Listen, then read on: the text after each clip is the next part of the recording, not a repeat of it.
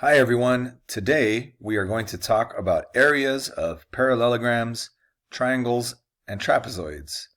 This is a review of some formulas that you already know, so it's not in your textbook, but at the same time it's something very important going forward, so I wanted to make sure I took the time to just review all of these common geometric figure area formulas. Alright, so let's get started here. All right, so when you want to say tile a bathroom or a kitchen or put some carpet over a two-dimensional space, you would want to find the area of that space. So all of this involves taking area calculations. All right, anytime you put tile down, you need to get the square units that are needed to fill this space.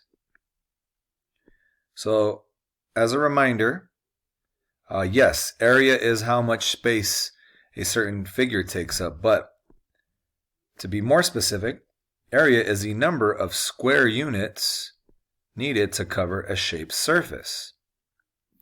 So as you can see here on this rectangle, we can split this rectangle into numerous identical squares.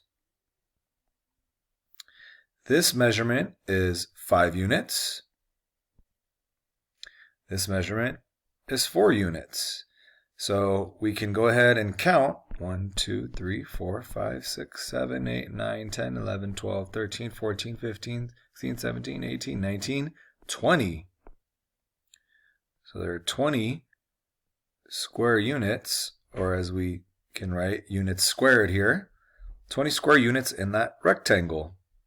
Okay, now of course, we don't want to spend all our time counting out all the units each time, and that's why we have formulas. But here, second portion of the slide says the area of this rectangle can be found by dividing it into squares. So you can count all the squares in a figure and get the area that way, but oftentimes that's a little bit too tedious and too much work. So we have formulas. You might have learned the area of a rectangle is length times width, or a formula that we're going to use is base times height, where this portion is going to be our base and this portion is going to be our height, and that's the two dimensions that give us a right angle, and we can get area that in that way. So let's look at some very common area formulas before we move on here. So go ahead and write these down on your paper. Keep them in a safe place. We're going to add a few formulas every day. But for today, these are the 4 that we're going to look at. Or actually, typically, it's basically 3. But there are some that are identical and some that are very much related to that first rectangle formula. All right, so the area of a rectangle is your base times your height. Just keep in mind, base and height are always going to be perpendicular. So for this parallelogram here, your base is down here. Base and height always create a right angle. So this slanted portion is not your base. So don't call that your base. Your base is down here. This is the base, and the height is that segment that is perpendicular to the base. All right, and same thing with the triangle. Our base is this portion down here, base and height. This portion is not going to be your base as it is not perpendicular with the height. And you might have learned that a trapezoid has 2 bases. So for the trapezoid, we have base 1 and base 2, and we add those together, and you can multiply it by the height and then multiply it by 1/2, any order you want. Okay, so let's try some problems here. So in example 1, we've got 2 figures, so you're going to try to figure out which formula applies in each situation. So for A, hopefully you noticed that is a parallelogram. So we're going to use the formula. So I am just going to identify the shape just by drawing a parallelogram out. So the area of a parallelogram, this parallelogram, is equal to b times h. And as we mentioned earlier, your base and height, there's your height. This 12 can also be repeated down here because parallelograms have two pairs of opposite congruent sides. So your base times height is just 12 times 5, and that's 60 square inches. Now, the next figure is a triangle. So that uses the formula 1/2 base times height. So again, you're looking for the perpendicular portions, or the two segment lengths that are perpendicular, which means this is our base, and this is our height. So we are going to write 1/2 base of 10 and height of 4.8. And you can multiply these in any order you want. You can go 10 times 4.8 and then multiply these by 0.5, or actually divide 10 times 4.8 by 2. There's a lot of ways you can multiply these three numbers. And again, you can even multiply b and h and divide by 2. But you should end up with 24 square centimeters. All right, so please pause the video, and I want you to try these next two problems out and check back for the solution when you are done. 3 problems, actually. All right. Okay, so part A, we have a parallelogram. Now the height is always perpendicular to the base. So let me go ahead and reveal all the solutions here so you can see how you did. And we'll talk about all of these really quickly. So here, this 5 can be rewritten on the opposite side. And that is going to be your base. And your height, again, is perpendicular to that base of 5. So we're going to go 10 times 5, which gives us 50 square meters. On part B, here's our base. It's 16.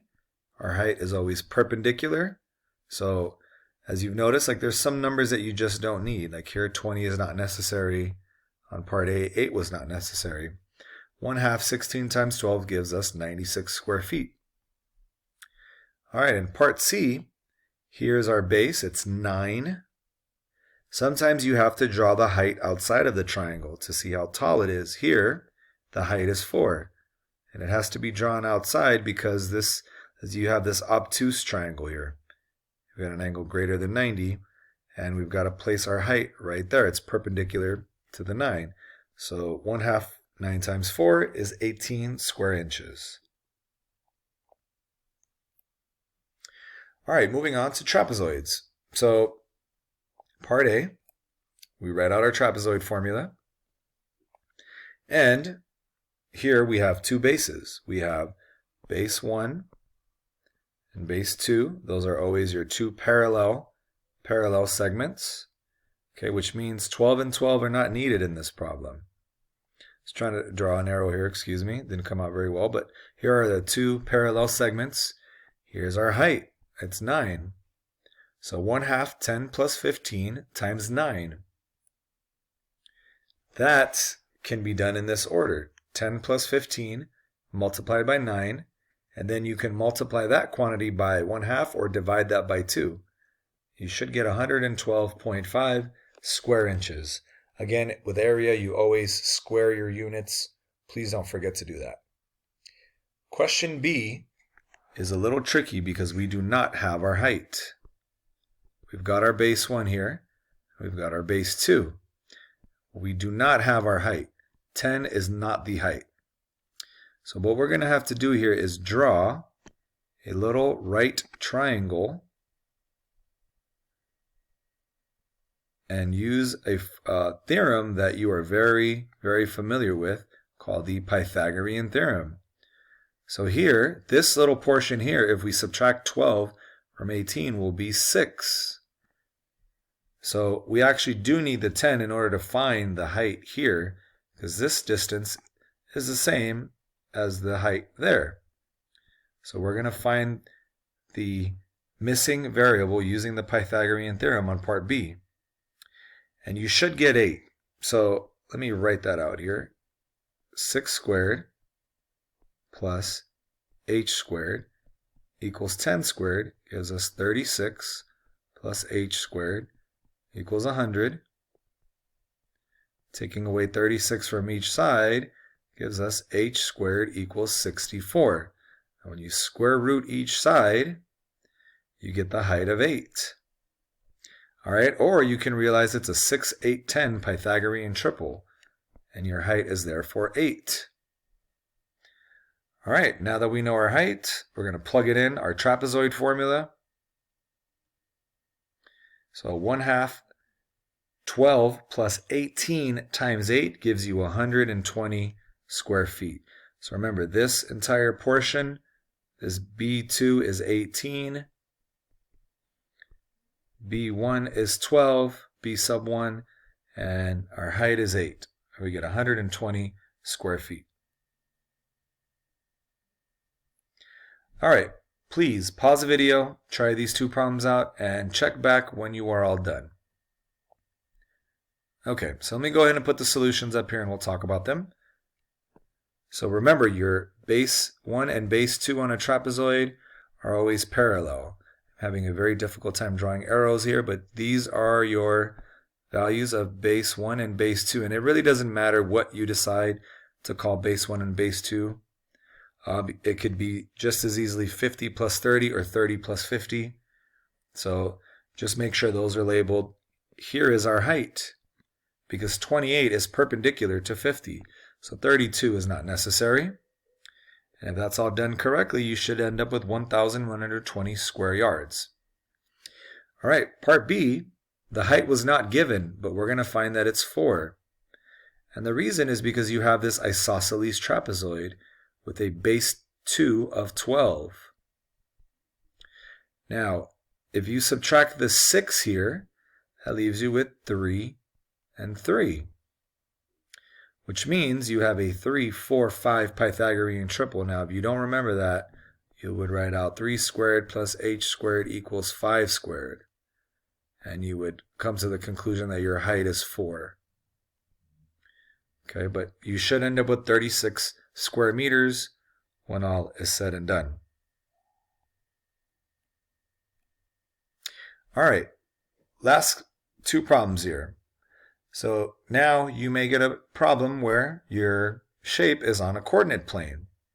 So here we have a trapezoid, so I'd make sure you identify the figure. And you should be able to count everything that you need to. So here's our first parallel side there. There's our second parallel side. That's our base 1 and base 2. So if I count my units here, I see I get 3. If I count my units down here, you will see that we get 7. So base 1 plus base 2 is 3 plus 7. So how do you get the height? Well, you don't need to use the Pythagorean theorem because you can count it directly on the figure. 1, 2, 3, 4. The height is 4. All right, so 3 plus 7 is 10, times 4 is 20, and if we take half of that, we get 20 units squared. There are 20 square units in that figure.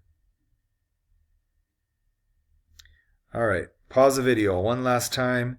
Give this problem a try, and we will go over it once you're done. All right, so we obviously have a triangle here. So we're going to use the formula 1/2 base times height. Since we are given all our units here, we're going to count them out. That base is 9. And our height, we want to make sure we measure the perpendicular distance to that point there. 1, 2, 3, 4, 5. We have a height of 5. 1/2, 9 times size gives us 22.5 square units. So that's all for today. So if you have any questions, please send me a message either via Schoology, Google Classroom, or email. Have a great day, everyone.